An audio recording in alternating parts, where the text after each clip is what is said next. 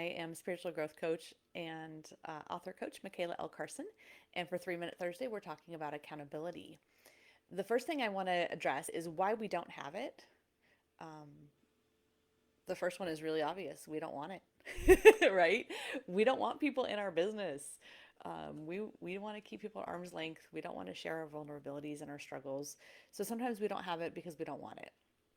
Sometimes we don't want it because we've been let down before. Maybe we did trust people and we invited them into our space and they hurt us or disappointed us or didn't, maybe they were judgmental, maybe they didn't check in when they said they would.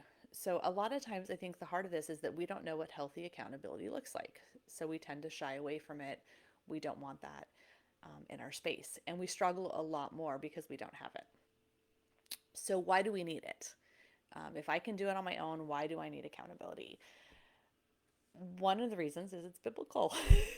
Like, as Christian writers, that's what we need to understand. It's biblical to have accountability. That can be writing partners, it can be a group like this. There's a lot of things that offer those to us, but it's biblical to do life together. Jesus had his 12 and his people that he held accountable.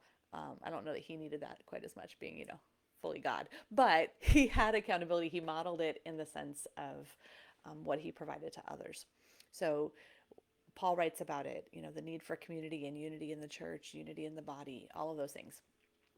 The reason is it leads to growth and maturity.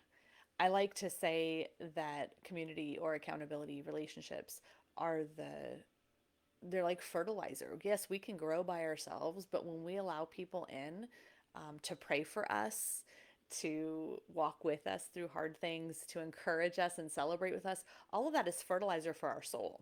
So accountability is a huge blessing to us when it's done in a healthy way. And I think we don't always know what that looks like. And we have the feelings associated with negative accountability or critical accountability. But when it's done right, it leads to growth and maturity. So, where do we find it?